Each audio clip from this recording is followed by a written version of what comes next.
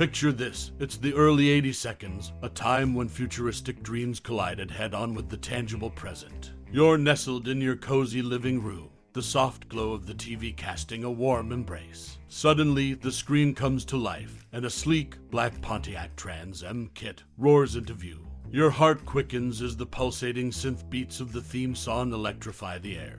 And just like that, you're transported into the mesmerizing realm of Knight Rider. For many, that initial encounter with the 1982 TV series was a moment of pure wonder, a kaleidoscope of cutting-edge technology, turbo-boosted car chases, and the enigmatic charm of Michael Knight, played by David Hasselhoff.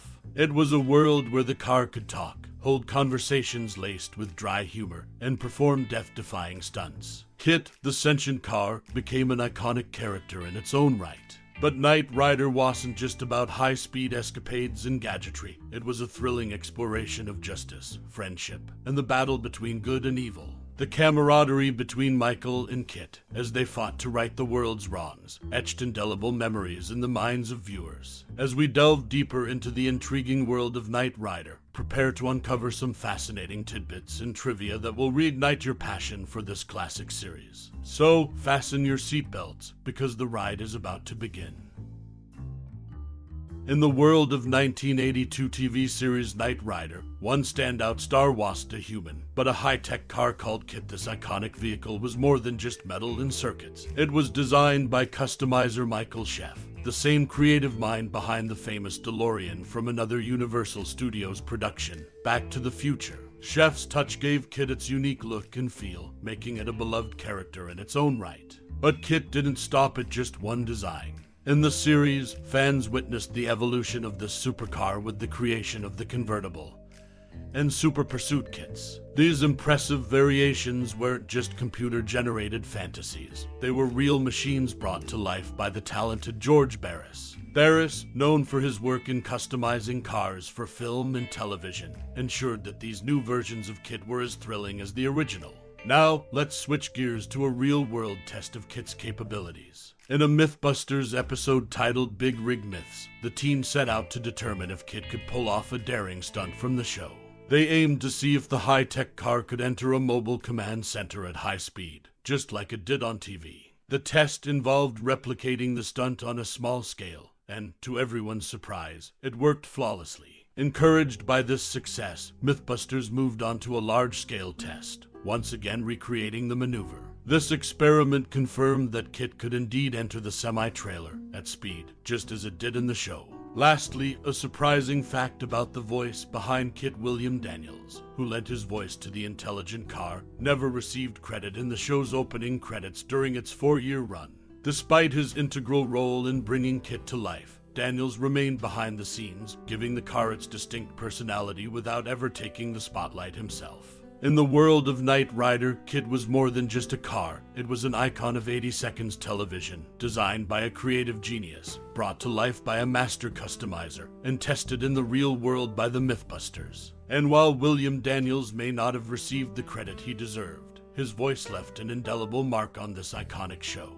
This has been your quick dive into the world of Knight Rider, where cars talked and stunts were a reality. Stay tuned for more fascinating facts from the world of television. In the 1982 TV series Knight Rider, some behind-the-scenes details shed light on how certain iconic moments were created. One such moment is the transformation of KITT into Super Pursuit mode. Interestingly, no long shots of KITT changing into Super Pursuit mode were ever filmed while the car was in motion. Instead, a shell of KITT's body was used for these scenes. This was because large hydraulic rams were required to articulate the body panels, and there was no space for an engine or running gear in the car during these shots. Another intriguing tidbit from the series is the jumping car.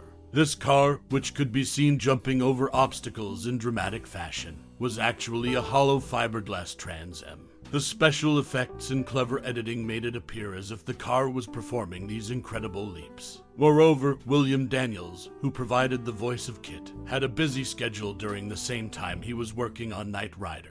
He recorded his lines for KITT on his days off from his role as Dr. Mark Craig in the TV series Sint. Elsewhere, it's worth noting that both Knight Rider and Sint Elsewhere aired on NBC from 1982 to 1986, giving viewers a double dose of William Daniels during those years. These intriguing facts provide a glimpse into the ingenuity and coordination required to bring Knight Rider to life on television screens. The series continues to be celebrated for its unique blend of action and technology, with KITT remaining an enduring symbol of 1980s pop culture.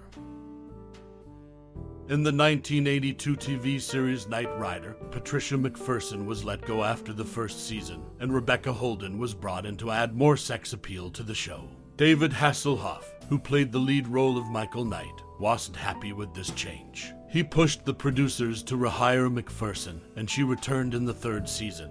After Goliath the Truck and Garth Knight, Michael's evil doppelganger, made 2 successful appearances, the producers wanted more episodes featuring them. However, Hasselhoff found it too demanding to play both Michael and Garth, and he complained about it. Interestingly, David Hasselhoff and William Daniels, who provided the voice for KITT, didn't meet until the show's Christmas party, 6 months after filming season 1. Hasselhoff had never seen the face behind the famous car's voice. So, even though Knight Rider was known for its iconic car and action-packed plots, there were some behind-the-scenes struggles and surprises that fans might not have been aware of.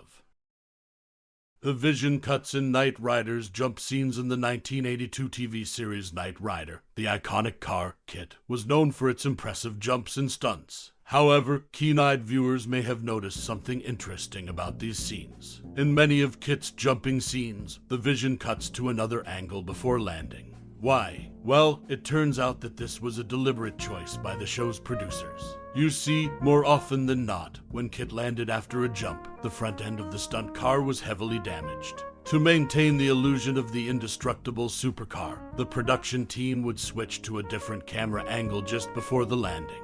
This allowed them to hide the damage and keep KITT looking pristine and invincible on screen. So, the next time you watch Knight Rider and see KITT soaring through the air, pay close attention to those jump scenes. You'll notice how the show's clever editing helped maintain the illusion of the high-tech, crime-fighting car's invincibility. And there you have it, a little behind-the-scenes insight into the tricks used to make KITT's jumps look flawless in Knight Rider. In the world of video games, the 1982 TV series Knight Rider found a surprising second life. Since the release of Grand Theft Auto 3, fans have been clamoring to add KITT, the iconic talking car, to the game. These fans didn't wait in vain. In 2016, the creators of Grand Theft Auto officially introduced a KITT-style car modification for Grand Theft Auto V. This modification, available for purchase legally, brings a taste of the Knight Rider experience to the digital streets. However, it's important to note that this virtual KITT isn't a 100% replica. It lacks the famous AI, voice, auto cruise, and ski mode that made the original so memorable. Nevertheless, it does come equipped with the signature scanner, turbo boost, and weaponry that fans of the series have come to love. The inclusion of KITT in the Grand Theft Auto universe is a testament to the enduring popularity of the Knight Rider series. While it may not capture every nuance of the original, it gives players a chance to step into the driver's seat of a true TV icon, even if it's just in the virtual world. So, for those who have ever dreamed of cruising the digital streets with the sleek black Knight Industries 2000, Grand Theft Auto V offers a taste of that childhood fantasy, allowing you to relive the excitement of Michael Knight and his extraordinary car, if only for a moment. In the realm of gaming, KITT lives on, reminding us that some legends never truly fade away.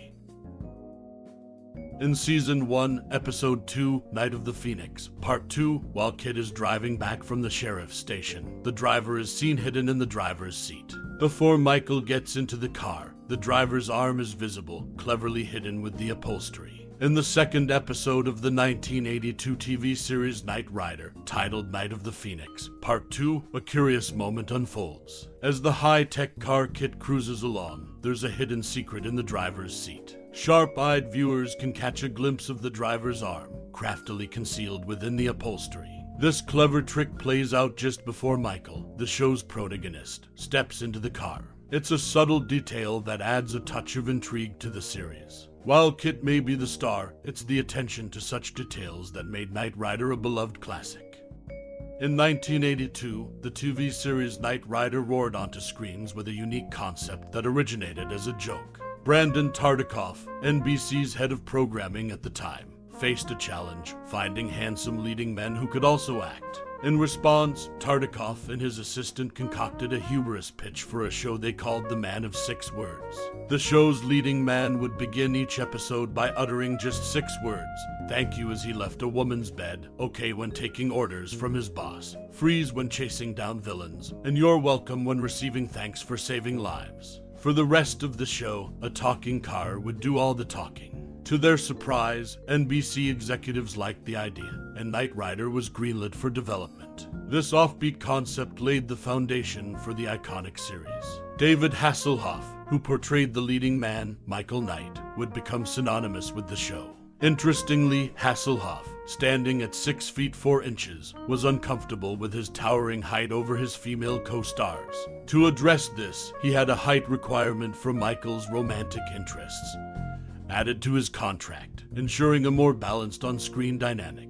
Knight Rider offered viewers a blend of action, technology, and the unforgettable talking car. Kit, however, amidst the high-tech adventures, an unassuming red 1974 Ant Gremlin X made occasional appearances in Season 1. This car, seemingly one of the crew's personal vehicles, never played a supporting role but added a quirky touch as a vehicular extra, often driving away from the camera. In retrospect, Knight Rider defied expectations and left a lasting mark on television history, thanks to a joke that turned into a beloved series. Tartikoff's amusing pitch may have started as a jest, but it gave rise to a show that resonated with audiences and showcased the charisma of David Hasselhoff alongside the technological marvel that was Kit. And there you have it, a glimpse into the unexpected origins and unique quirks of the 1982 TV series Knight Rider. As we ride towards the final moments of our journey through the iconic 1982 TV series, Knight Rider, I invite you to take a moment and reflect on the bond that this show has woven into the fabric of your own life. Perhaps it was the mesmerizing allure of KITT's high-tech gadgets, the unwavering heroism of Michael Knight, or the thrilling adventures that kept you glued to the screen. Knight Rider was more than just a television show. It was an emblem of a bygone era, a testament to the power of technology, and a reminder that heroes come in many forms. It sparked our imaginations and taught us that, with the right companionship and a dash of courage, we could conquer any challenge that came our way. Now, I'd love to hear from you. What are your fondest memories of Knight Rider? Was it a family ritual to gather round the TV, or did you secretly wish for your very own talking car? Share your thoughts, stories, and favorite moments in the comments below. Let's celebrate this timeless classic together and relive those cherished memories. Thank you for joining me on this nostalgic journey through Knight Rider. Your time and interest are greatly appreciated. Until our next adventure, keep the spirit of Knight Rider alive in your hearts and minds. Farewell, and remember, the dream of a modern-day knight lives on within each of us. Stay inspired, and keep riding the highways of imagination.